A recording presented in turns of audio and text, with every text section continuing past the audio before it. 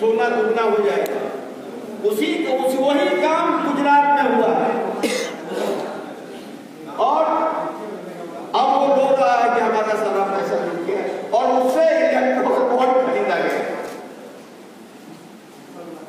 तो मैं आपसे ये कहना चाहता हूं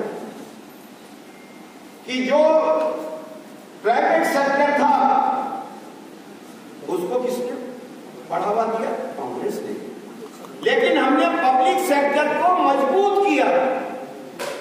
एक उदाहरण देता हूं कि अगर इंदिरा गांधी ने बैंकों का नेशनलाइजेशन नहीं किया होता तो क्या कोई दलित का लड़का, आदिवासी का लड़का, पिछड़े का लड़का बैंक के दरवाजे में घुस सकता था? और आज उन बैंकों को जब आप प्राइवेटाइज कर देंगे तो वहां पर उनकी वो सुविधा खत्म हो जाएगी, वो फिर से पूंजीपतियों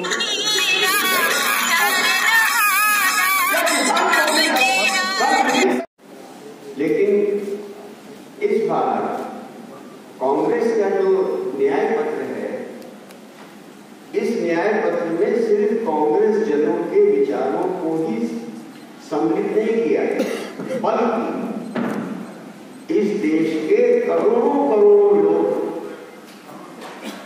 देश के कश्मीर से लेकर कन्याकुमारी या कन्याकुमारी से कश्मीर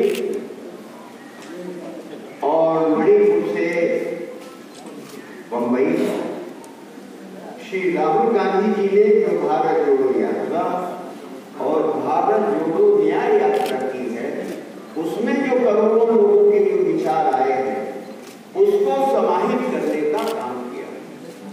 क्या है वो कांग्रेस पार्टी के अकेले नहीं है।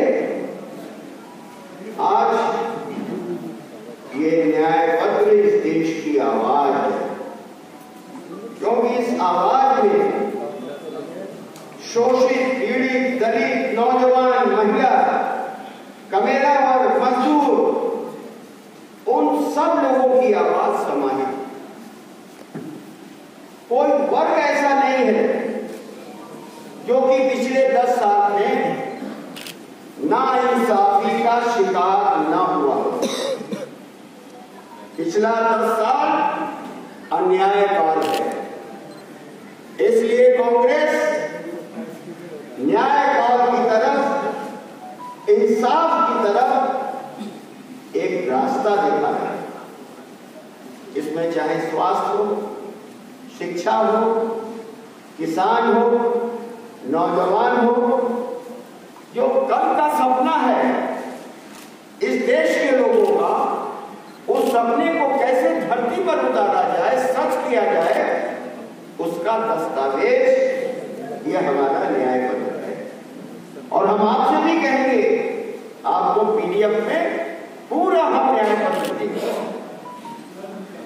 और मौका लगे तो आप देखिए। और राहुल गांधी ने स्वयं कहा है, अपील की है देश को कि आपको भी अगर कोई सुझाव देने हैं तो आप हमारे ईमेल पर या अन्य उस पर उन्होंने दिया है तो उस पर आप दे सकते। ये बातें क्यों हो रही है? क्योंकि 10 साल से छला जा रहा है। जैसे इस देश के अंदर जो सबसे बड़ी नौजवानों की तकलीफ है वो है बेरोजगारी। एक तरफ 35 साल 40 साल में सबसे बड़ी बेरोजगारी है, दूसरी तरफ मोदी सरकार सपना देखा। हम मान सकते हैं कि ग्रोथ ऊपर नीचे हो सकती है, लेकिन सुधार का रास्ता तो कोई दिखाई नहीं। आज निराशा आ रही है और जो साधन थे, जो हमारे संस्थान थे, जो नौकरियां देते थे, उनको एक एक करके चंद पूंजीपतियों को मोदी सरकार ने बेचा है और बदले में लाख रुपए। दुनिया की सबसे भ्रष्ट सरकार साबित होगी इलेक्ट्रॉल बॉन्ड से।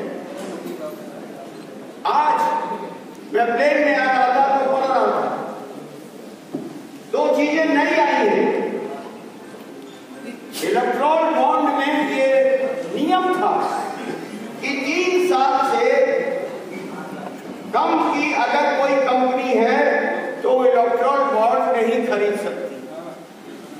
लेकिन 3 साल से कम की कंपनियां भी इलेक्ट्रिक बॉन्ड खरीद रही हैं और ऐसे करके डाइवर्ट कर रही है भारतीय जनता पार्टी को। और ये सारा मोदी जी के देख रेख में हो। दूसरा आज ही आया कि एक दलित किसान की जमीन 16 करोड़ में बीजेपी के नेताओं ने बिकवाई।